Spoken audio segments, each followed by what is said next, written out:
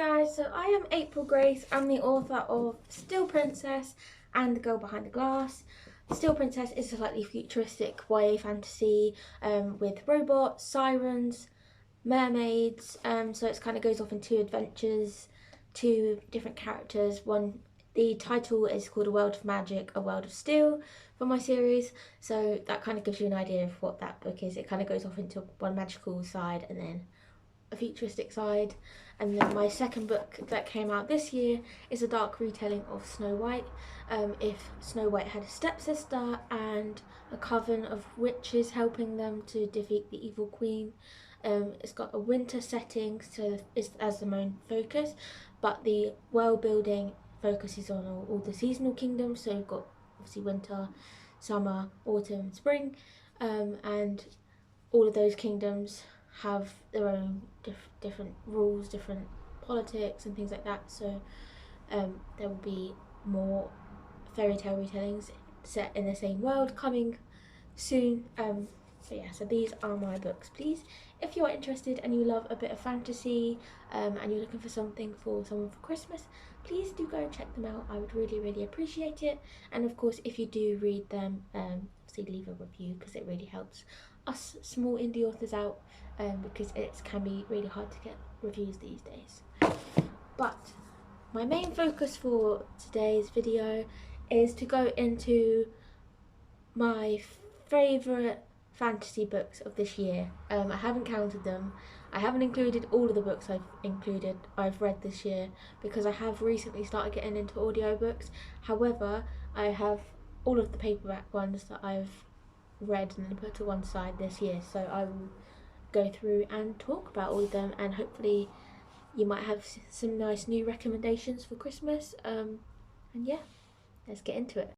These books are in no particular order of when I read them or anything like that, so just bear them in mind. I literally have two piles of the books I've read, and I'm just going to talk about them.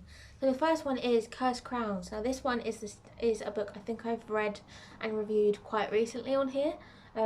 I absolutely loved this world building. So this is book 2. The first one is Twin Crowns. Beautiful series. If you like Snow Whitey kind of retellings, then this one's a good one series to check out. It's not a Snow White retelling or anything, but it does give me very like Snow Whitey kind of vibes, because you've got like the princess on her own, and it does kind of, in this series especially, kind of, or this book especially, kind of goes off into like the wintry setting and the summer setting. So a bit like what I just said about my book, The Girl Behind the Glass. It seems to have like seasonal settings and things, which is quite good. But yeah, so I found this book a little bit slower in the beginning, I won't lie, but that was probably like the first like 10% or something, and then when I really got into it, I was hooked.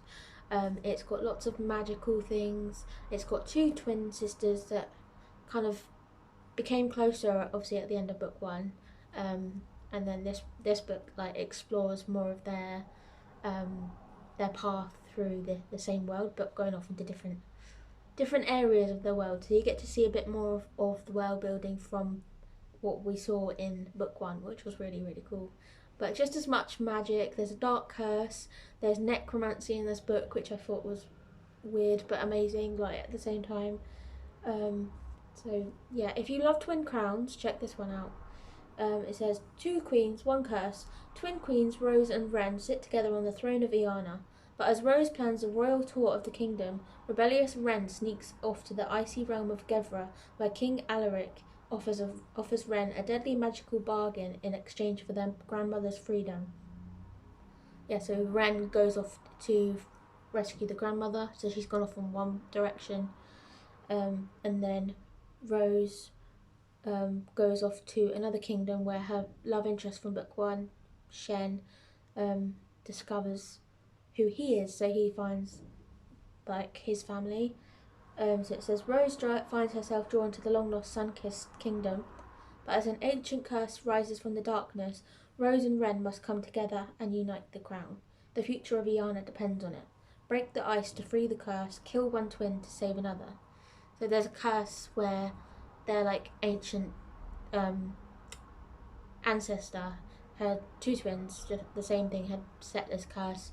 One of them had tried to kill the other, so now it's kind of like a prophecy. That these two twins are supposed to do the same thing, but obviously they're gonna defy the odds. And yeah, I love this one, and I really hope there's another one. Great book and a great series to check out. So I would definitely give that one a try. Next one isn't really a fantasy, but it's in with my pile, and I enjoyed it just as much as all the fantasy books I've been reading, so I'll include it. Thieves Gambit. I saw this in Waterstones. Look how pretty it is. It's got like the red edges, which is really cool. So it kind of has it feels like it might have fantasy vibes when you read it, but it's not. I don't know if you could say it's futuristic, but it does have like it's modern, but it feels different at the same time. Like Netflix is mentioned, but it also feels like they're in a different place, and these people are coming from different countries. So this one's really good. So it's about like a big competition. Think of like the Hunger Games, where they all sabotage each other, and they're all thieves. They steal things. They're like massive gangs against each other, families against each other. Really good. Very like fast paced book. I'll read the blurb. So, a deadly heist, a dangerous love. Would you play the Thieves' Gambit? Rosalind Quest was raised by a legendary family of thieves with one rule: trust no one. She plans to escape the glamorous world of heists and double crosses when a kidnapping leaves her mother's life hanging in the balance. In a desperate bid to save her family, Ross enters the Thieves' Gambit, a cutthroat international competition to crown the world's greatest thief. To win, she must outwit her backstabbing competitors, including her longtime arch nemesis. But can she steal victory from the handsome boy who makes her play for her heart, and who might be hiding the most dangerous secret of all? Yeah, so obviously you've got the love interest in there, you've got the main character that's she's trying to defy, so she's trying to save her mother. Her mother has been kidnapped at the start of the book, so she has to give them the money to get her mother back, like a ransom. So to do that, she's trying to win the gambit, and then there is a big twist at the end, but I won't spoil it for you. But yeah, I loved it. There's lots of just really cool characters. She's really witty, the main character. All the other characters were quite witty. There was lots of like back and forth, like banter and really fun conversations between them. Kind of like Hunger Games, but like a modern version of the Hunger Games with thieves. And there's a lot of like jumping buildings and like hiding and getting through like weird situations, like having to go and find little like trinkets that cost or obviously valued at a lot of money. But a really good book. And I wonder if there'll be any more books because the ending had quite a twist. But I will, yeah, I would definitely recommend that one. Next up, we have Daughter of the Siren Queen. This is the sequel to Daughter of the Pirate King, which was a great book. I absolutely loved that one. I loved Alosa's like narratives. Like she's so witty and funny, and she's exactly the same in this book. But it carries on, and she actually finds her mother in this book, and she finds out that her mother is a siren, and well, she already kind of knows that, but she has this like siren magic, and she ends up using it against the love interest at certain points, who she's been toying with the entire time during the first book, and there's a lot more of that in this one, and a lot more like magical things they have to go against, and she's kidnapped them all. She's got them on her ship under her control, and then things don't quite go to plan. But I absolutely love this series, and it really does remind me of Steel Princess and Songbird Air, which is the sequel, which is coming to next year. I love it when books remind me of the things I like to write. Okay, next we have Elise Cover's Duel with the Vampire Lord. I have read the other two books in her series. I can't remember their names, but I really enjoyed them. I love this whole series. I think it's the Married to Magic novels. So I think it's A Dance with the Elf King. I could be wrong. And A Kiss with the Elf with the Prince, Fey Prince. I think that's it. Yeah. Don't quote me on that, but this one was obviously about a vampire and a girl who's like a vampire hunter, and she's from this community of vampire hunters, and she's forced to basically fight against this vampire lord. It says, on the night of the blood moon, the vampire lord must die. Florian's position as the Forge Maiden of Hunter's Hamlet is one of reverence, for it is her skill that arms and protects the vampire hunters. She knows her place, and it is a faithful servant to the master hunter and her community, until the night of the blood moon, until her brother is dying at the hands of the vampire lord Reuven. Wanting to defend her home at all costs, Florian fights the vampire lord, ready to give her life if it means taking his. But Reuven doesn't want to take her life, he wants her. Kidnapped and brought to the vampire castle, Florian is now bloodsworn to the vampire lord. She is bound in mind and body to her worst enemy. But Reuven isn't the fiend she thought he was. She learns the truth of the vampires. They are not mindless monsters, but a proud people, twisted and tortured by an ancient curse. Reuven believes that Florian might be the key to ending his people's suffering. All Florian wants is to defend her home. Loyalties are tested, and the lines between truth and lie, hate and passion are blurred. When her dagger is at his chest, will she be able to take the heart of the man who has claimed hers? So it's a little bit spicy, as all of these books are. They're really good romances, enemies to lovers sort of stories. They're really quite nice, easy reads, I think. So if you're all like in a bit of a reading slump, then give one of these books a try, because they're really like good worlds. Quite you get sucked into them quite easily. And there's lots of magic, there's lots of romance, and if you just like a nice fantasy romance, then give these ones a try. I love this whole series, and I've actually got a couple of her other series as well that I've read, but I've got one, like the sequel. I haven't read the sequel to one of them, but I'm going to be reading that soon, so that might be in a future video. I do want to do more book reviews and stuff on this page as well, so I may try to do more individual videos, but overall, my summary for the year so far, as it is. I'm currently reading Fourth Wing as well, I would say, but I'm listening to it on audiobook, so I didn't actually have a physical copy. But oh my gosh, I am obsessed. If you like Fourth Wing and you like dragons, romance, and a little bit of spice, check out Fourth Wing, because I will be getting the next one, Iron Flame, I think it's called, as soon as I've finished reading this one, because I love it. Okay, next we have A Throne of Serpents and Roses. My friend wrote this. So she's an author on TikTok that I've been friends with for quite a while now. I was peering on her lives and the lives of her friends. Like she likes to do writing sprints and stuff. And we got talking, and she's just a really lovely person, and I love her books. So I've read her first book in her other series. I think it's called Year One, Forging Destiny. But this one is all that she's raving about on TikTok, and it's so good. So it's an Alice in Wonderland retelling. The cover, as you can see, is beautiful. It's just a lovely book. I love the world building. It's like a clockwork kind of kingdom, which I thought was really inspiring. So I was really interested in knowing what that was going to be like before I actually read it. And then when I did, I was like, oh my gosh, this world building is so cool. It's all like fae and monsters flying out, and Alice is, or this main character is basically Alice. And yeah, I'll get into it. A forced marriage, a calling across the rift, and a forbidden romance. The rift was always a part of Nespire. Could be pronouncing it wrong. The tales of the rift. Goblin girls whole on their wedding day, if they were unworthy, were told as children's stories to frighten the fawn into submission.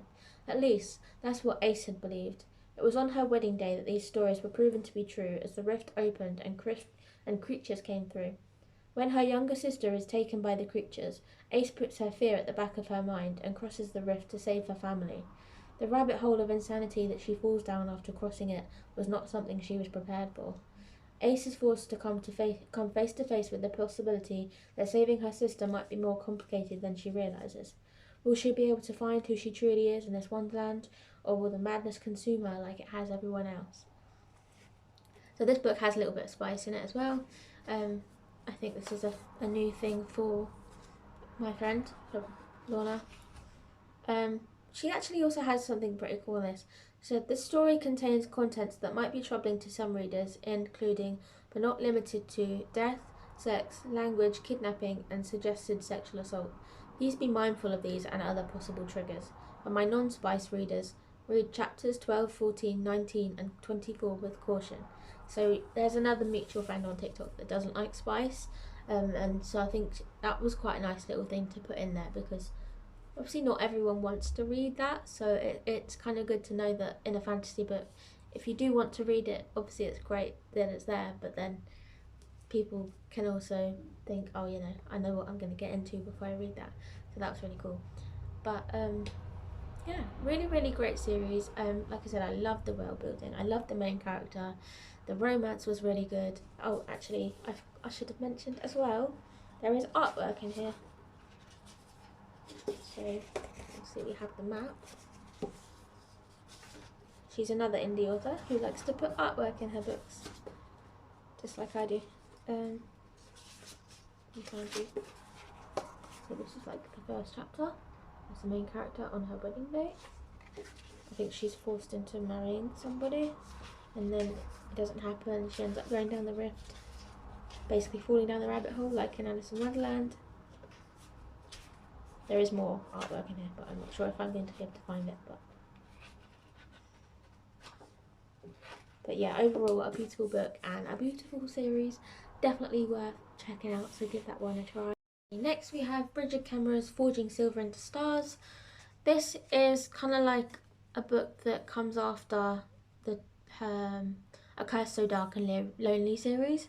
So if you've read all of those three books, then you'll probably relate to the characters in that series being older in this one. So it's kind of like a series, but like a way ahead in time with a different character. So it's actually got one of the main characters, or one of the smaller characters, sorry, from that series is a main character in this book.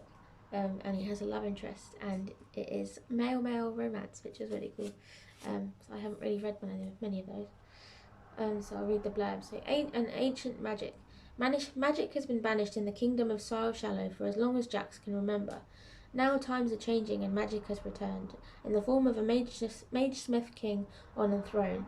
But magic won't save Jax or his best friend Callan when the tax collector comes calling. A newfound love. Jax and Callan are desperate enough to take a stranger's silver and to aid an anti-magical plot against the king, until Jax develops feelings for the king's courier, handsome Lord Tycho, a man determined to discover who's conspiring against the throne. A dark fate. Suddenly Jax and Callan are embroiled in a world of shifting alliances, dangerous flirtations, and an age-old magic where even the deepest loyalties will be tested. So I thought this was awesome as well. Like, a really nice carry on from that series, which I absolutely loved anyway, which was like a Beauty and the Beast retelling kind of thing.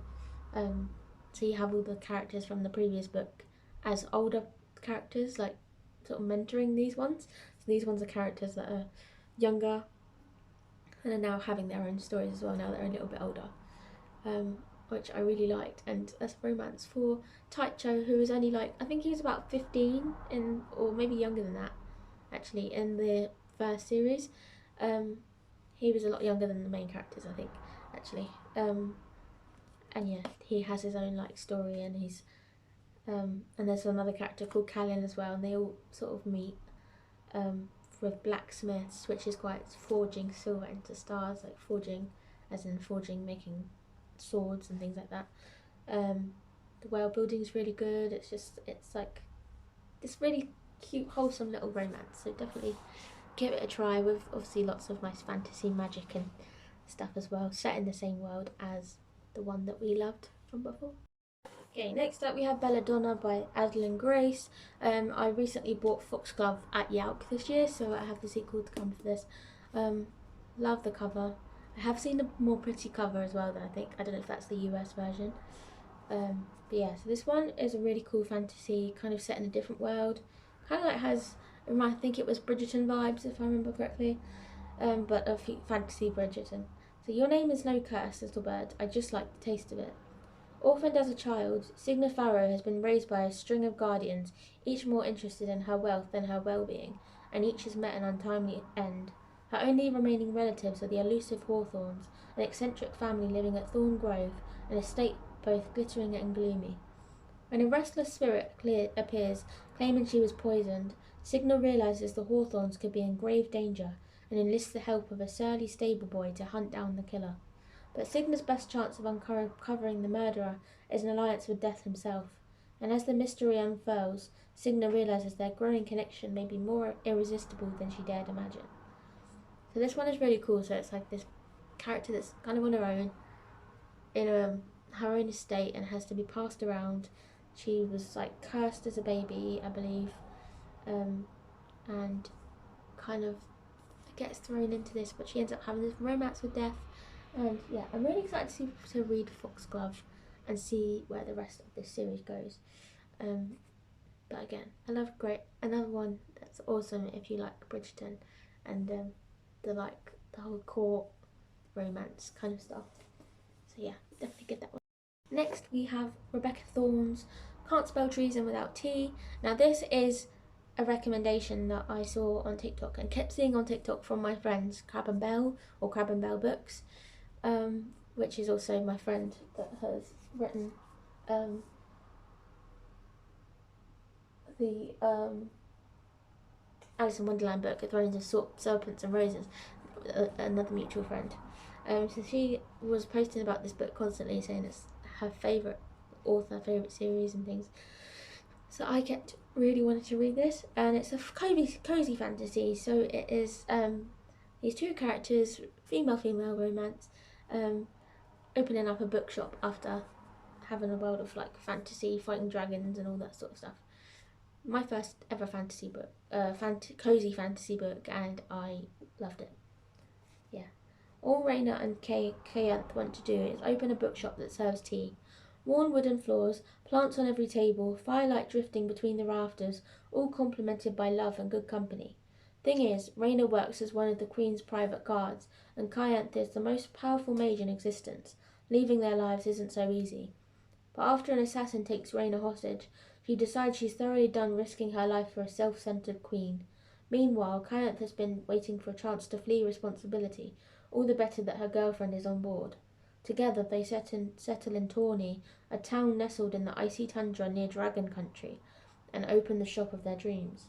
What follows is a cozy tale of mishaps, mysteries, and a murderous queen throwing the realm's biggest temper tantrum. In a story brimming with hurt, comfort, and quiet fireside conversations, these two women will discover just what they mean to each other and the world. I loved this. If you think of like fantasy worlds, but just two characters that don't want to go off and do all these magical things, they just want to open a bookshop and be together and like drink tea and all of that cool stuff, check this one out because it's a great cozy fantasy series, and yeah, I loved it. I think there was another sequel, but I haven't read it yet, but really, really good for cozy fantasy books. And I think I also want to get into that Legends and Lattes next. Yeah, so those are a lot of my paperback copies that I have for books that I've read this year. I actually managed to complete my Goodreads goal of 25 books in like August. I'm now on book number 37. These are obviously not all of the books that I've read this year. A lot of them are physical copies, a lot of them are also like I read ebook copies of, or have very recently gotten into audiobooks. So I will try and do more little book reviews and things like that. I may do a part 2 of this video because I've still got a little pile there that I'll probably talk about in a future video. But thank you guys as always for watching, and I hope you got some recommendations from this one. So yeah, I'll be in touch soon with another video.